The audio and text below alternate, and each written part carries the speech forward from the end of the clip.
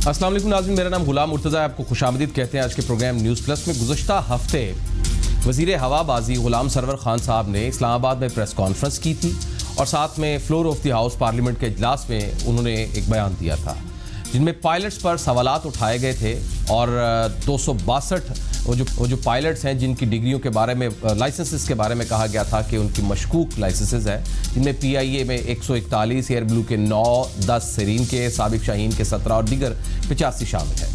इससे इत्तलात जब ये आई तो उसके बाद मालूम हुआ कि मुतअद्दिद मुल्कों में काम करने वाले जो पाकिस्तानी पायलट्स हैं उनको ग्राउंड कर दिया गया है जो दीगर एयरलाइंस में काम कर रहे थे। बड़ी हैरानगी हुई, बड़ी परेशानी हुई। इसके ऊपर हमने प्रोग्राम भी किया, इसका एनालिसिस भी लिया कि ये तो बहुत ख़तरनाक मामला बनता जा रहा है।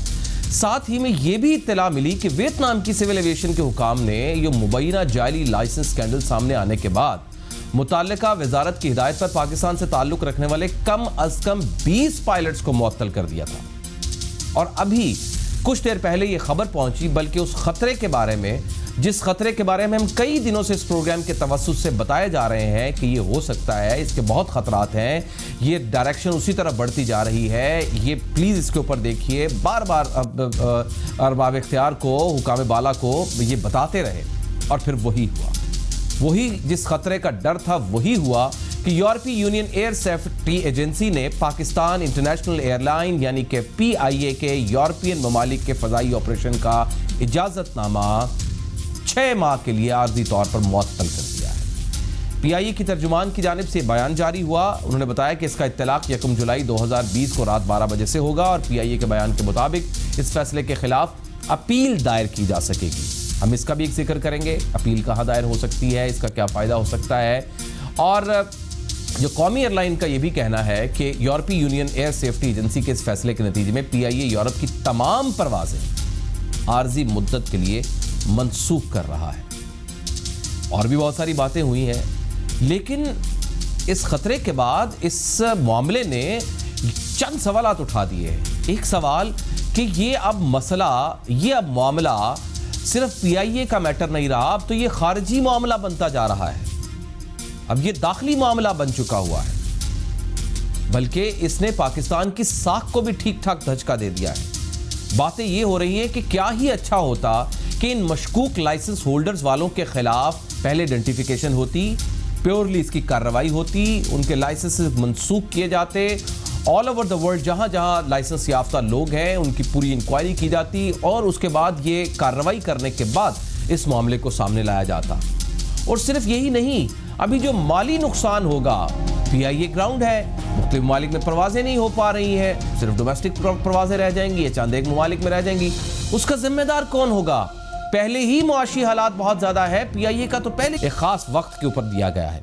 आइए ज़रा इसके लिए बात करते हैं। एविएशन एक्सपर्ट मेरे साथ मौजूद शकील आफ्ताब साहब, माज़रत चाहता हूँ। शकील आफ्ताब साहब रोज़ाना हमारे प्रोग्राम में आते हैं। शकील साहब, मैं बहुत माज़रत चाहता हूँ, आपका नाम मैं दुरुस्त नहीं ले सका। आप हमारे प्रोग्राम में आते हैं, हम आपके बड़े मशकूर हैं सर। अब तो मामला बहुत फैल गया और इसी खतरे का हम बार बार ये कहते रहते थे। क्या गलती हुई है हुकाम बाला से कि ये अभी ना बयान दिया जाता, इस बात को रोक लिया जाता, आपके ख्याल में? बहुत बहुत शुक्रिया वंस अगेन इनवाइट करने का। थोड़ा सा पीछे लेके चलूँगा, इस मामले को समझने के लिए ज़रूरी है। It's not that simple. Actually, there was an ongoing correspondence between European Union Aviation Safety Agency and PIA. ये तकरीबन 9 महीने पहले से चल रहा है मामला। कुछ सेफ्टी ओवरसाइट जो है हुई थी और वो EASA ने, जो European union aviation safety agency है, उन्होंने PIA के नोटिस में लेके आए थे। उनको टाइम दिया गया और उन्होंने जवाबात बाकायदा उसके दिए। कुछ उन्होंने इशू एड्रेस किए, 5 इशूज़ एड्रेस हुए और बाकी 2 इशू जो है रिलेटेड टू फ्लाइट सेफ्टी, उसको वो EASA को वो सेटिस्फाई नहीं कर सके, जिन पे PIA ने मज़ीद इनसे 3 से 4 महीने मांगे। उसके ऊपर EASA ने मना कर दिया। अब ये ऑलरेडी ऑनगोइंग इन्वेस्टिगेशन समझ लीजिए या कंसर्न्स या EASA रेस कर चुका था PIA के साथ। ऑन टॉप ऑफ दैट फिर ये आपका हादसा हो गया PK 8303 का, उसमें उसकी भी फाइंडिंग जो है EASA ने, they have taken that into account, जिसमें उन्होंने कहा जी फ्लाइट सेफ्टी को जो है वो जो स्टैंडर्ड ऑपरेटिंग प्रोसीजर्स हैं उनको कॉम्प्रोमाइज़ किया गया। उसके बाद थर्ड उन्होंने रीज़न ये दिया है कि हमारे जो एविएशन मिनिस्टर साहब हैं उन्होंने जो कंसर्न रेज किया है रिगार्डिंग द पायलट्स ऑल्सो, तो वो तीनों चीज़ों का एक जम्बल्ड अप हो गया है। उसके बाद जो है दे डिसाइडेड कि जी PIA को मज़ीद टाइम नहीं दिया जा सकता, और जो PIA ने अपनी इनको ऑफ़र की थी जो सॉफ्टवेयर वगैरह की जो टेक्निकल चीज़ें वो भी उन्होंने रिजेक्ट कर दी हैं। तो in consequence of these things ये तकरीबन 9 महीने पहले से मामला चल रहा है, आज का मामला नहीं है, मगर जो दो उसके बाद इंसिडेंट्स पे दैट हैड एक्चुअली उन्होंने जो है और उसको भड़का दिया मामले को। इस वजह से आज हमें ये सूरत हाल फेस करनी पड़ रही है। तो शकील साहब कुछ बता सकते हैं, रहनुमाई कर सकते हैं, क्योंकि हमें वियतनाम का पता है, अभी यूरोपीय यूनियन का हमें पता चला है कि यूरोपियन जो कंट्रीज़ हैं वहाँ पर अब PIA नहीं चल सकती। इसके अलावा भी कहीं पर कोई इस तरह के वाक़यात आए, क्योंकि ख़बरें तो ये भी मिली कि जो मुख्तलिफ और एयरलाइंस में पायलट्स जो थे जिनके पास लाइसेंसेस थे वो जो कर रहे थे, चला रहे थे, जहाज़ चला रहे थे, उनको भी ग्राउंड किया गया। क्या खबरें हैं इसके बारे में? देखिए बड़ी सिंपल सी बात है, जब आपकी अथॉरिटी के ऊपर क्वेश्चन मार्क्स आ जाएं, सिविल एविएशन अथॉरिटी जो कि एक रेगुलेटरी बॉडी है, जब उसके ऊपर आपके क्वेश्चन मार्क्स आ जाएं तो जाहिर बात है फिर दूसरी एजेंसीज का एतमाद उन पे से उठ जाता है। तो फिर जाहिर बात है जितने लाइसेंस होल्डर्स होंगे Pakistan issued by Pakistan civil aviation authority, उनको शक की निगाह से देखा जाएगा, क्योंकि जब हुकूमत ने आके ये बात उजागर की है कि जी जो पायलट हैं उनके इतने जाली लाइसेंसेस हैं, तो जाहिर बात है सबका ये कंसर्न हो गया, बिकॉज कोई भी अपना इक्विपमेंट जो कि मिलियंस ऑफ डॉलर्स का इक्विपमेंट है वो किसी ऐसे शख्स के हाथ में नहीं देना चाहते। तो हमने पहले भी अर्ज़ किया था कि इमीडिएटली हुकूमत को चाहिए कि एक सेल सेटअप करें और लोगों को इत्मीनान में लिया जाए। हमने पहले भी कहा था कि EASA को, FAA को और EATA को, ICAO को और जितने ममालिक जहाँ हम ऑपरेट करते हैं जिनके साथ बायलैटरल्स हैं, हम उनको जो है इत्मीनान में लें। अब जैसे आपने कहा कि यस, इसमें अब हमें सिफारती कोशिश भी करने की अब ज़रूरत पड़ेगी, और मैं समझता हूँ कि हमारी जो मिशन ओवरसीज़ हैं उनको गवर्नमेंट डायरेक्शन भेजे कि जी जाके उसको पोजीशन को क्लेरिफाई किया जाए, और in the mean time EASA के साथ PIA को चाहिए इमीडिएटली काम करे, क्योंकि हुआ ये है कि बेसिकली ये केस है। शकील साहब इसके सोल्यूशन और इसके हल की तरफ और हमारे पास रास्ते क्या हैं उसकी तरफ तो आते हैं। अपील का भी एक रास्ता है कि हम इसके ऊपर अदालत में जाएंगे या इसके ऊपर अपील करेंगे। मैं ज़रा उसके ऊपर आता हूँ। मुझे ज़रा सबसे पहले ये समझाइएगा, क्योंकि आप इस सारे बिजनेस से रिलेटेड हैं, कितना नुकसान होगा इससे पहले से डूबती हुई PIA को? देखिए नुकसान तो ये है कि जिस तरह अब ये एकदम से सैंक्शन आ गई है तो जाहिर बात है आप रीजनल और डोमेस्टिक कैरियर बन के रह जाएंगे। आपकी जो लॉन्ग हॉल फ्लाइट्स हैं इनटू यूरोपियन यूनियन, अल्लाह ना करे कि UK भी इसके अंदर शामिल हो या मज़ीद USA शामिल हो जाए, तो अल्लाह ना करे अगर ये चीज़ हो तो आप रीजनल इस वक्त कैरियर बन के रह जाएंगे, और खुदा ना करे अगर किसी और एजेंसी ने या किसी और सिविल एविएशन अथॉरिटी ने दुनिया की अगर सवाल रेज़ किया और उन्होंने खदशात ज़ाहिर कर दिए तो हम वो भी हमारे रूट्स कट जाएंगे। तो इस वक्त ये है कि शॉर्ट टर्म में तो जी इसके दो सोल्यूशन है, एक शॉर्ट टर्म है और एक लॉन्ग टर्म सोल्यूशन है। शॉर्ट टर्म में ये कि इमीडिएटली PIA इस चीज़ को प्रायोरिटी रखे, और जो ये 9 महीने से चीज़ चल रही है उसको ये फास्ट ट्रैक करें और इमीडिएटली जो है अपना, क्योंकि इनको जो दिया गया है थर्ड कंट्री ऑपरेटर का जो उनको मिलता है लाइसेंस, उसको ये वापस यूरोपियन यूनियन से रिन्यू कराएं,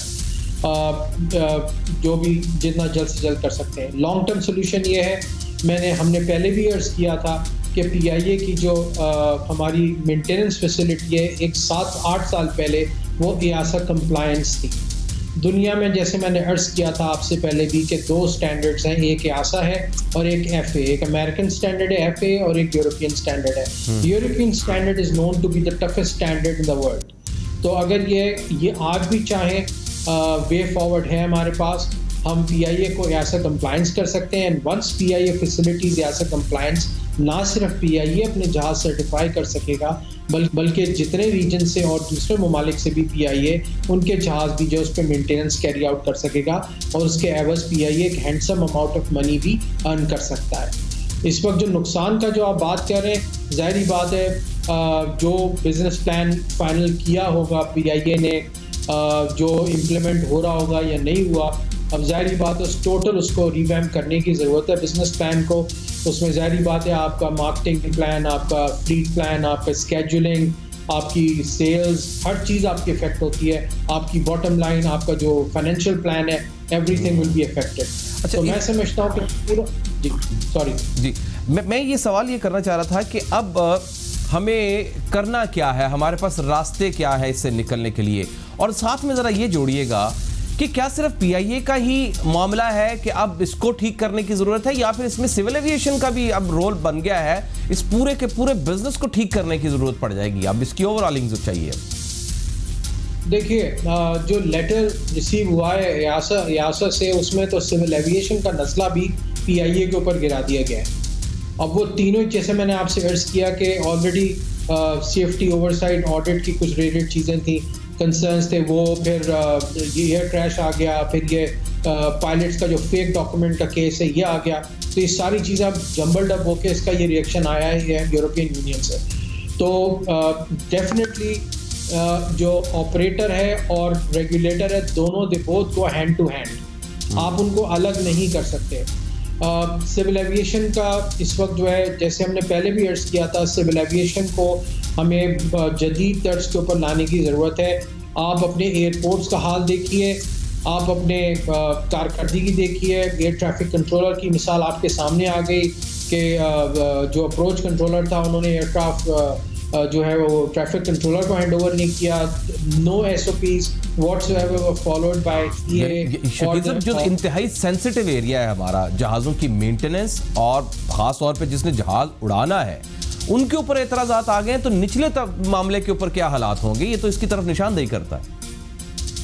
बिल्कुल, आपको एक चीज़ ध्यान में रखनी होगी कि जब भी कोई एयरक्राफ्ट हैंगर में जाता है मेंटेनेंस के लिए, तो जब तक CA के इंस्पेक्टर्स जाके उसको सर्टिफाई नहीं करते उस वक्त, या एयर वर्दीनेस सर्टिफिकेट नहीं करते उसको सर्टिफाई, उस वक्त तक जहाज इन सर्विस वापस नहीं आ सकता। तो again as I said, hand in gloves काम चलता है यहाँ पे। ऑपरेटर और जो रेगुलेटर होता है, इस वक्त again going back to CA के हालात सिविल एविएशन के भी इतने ही ख़राब हैं जितने कि पाकिस्तान इंटरनेशनल एयरलाइन के, जो मैं समझ रहा हूँ। इसमें ये है कि आपका पूरी दुनिया आगे निकल गई, पाकिस्तान पीछे रह गया। अल्लाह रब्बुल इज़्ज़त ने आपको ज़बरदस्त स्ट्रेटेजिक लोकेशन दी है। हमें चाहिए तो ये था कि हम हब बनाते पाकिस्तान को दुनिया के लिए, ताकि हमारे पास जो रेडी मंडियाँ हैं इस वक्त, चाइना हो गई, आपके पास सेंट्रल एशियन स्टेट हो गए, इनके रूल्स बोलते हैं हम, साथ आपका बायलैटरल एग्रीमेंट है। आप बाकायदा ओवर कराची, लाहौर, इस्लामाबाद हबिंग करते पाकिस्तान में हब एंड स्पोक कॉन्सेप्ट को लाया ही नहीं गया। इनफैक्ट जो एयरपोर्ट्स थे राइट फ्रॉम द बिगिनिंग, उसके अंदर डिज़ाइन फ्लॉज हैं। एयरपोर्ट पे इस्लामाबाद आपकी एक जीती जागती नया एयरपोर्ट मिसाल है, उसकी हमें कहने की उसकी ज़रूरत नहीं है मज़ीद। और उसके अंदर मतलब कोई सर्विसेज कॉन्सेप्ट नहीं है। आप उसको हबिंग करें।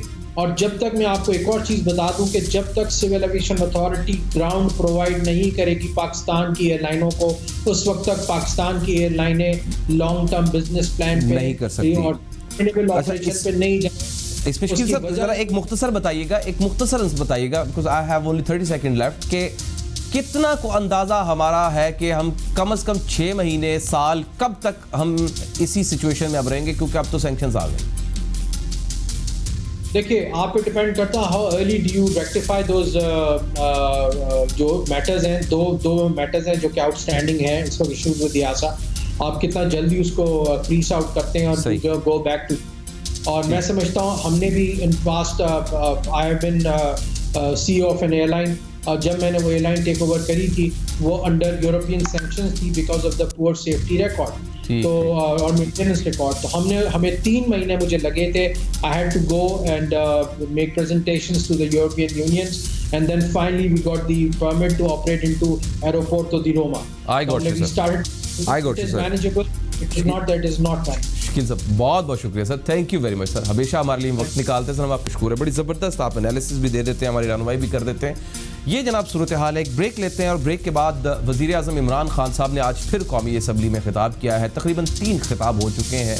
एक कौमी असम्बली में, एक उन्होंने शाइए में दिया, अब ये बहुत इंपॉर्टेंट हो गए हैं और उसके बाद बहुत अहमियत इख्तियार कर गए हैं। ब्रेक लेते हैं और उसके बाद बात करते हैं।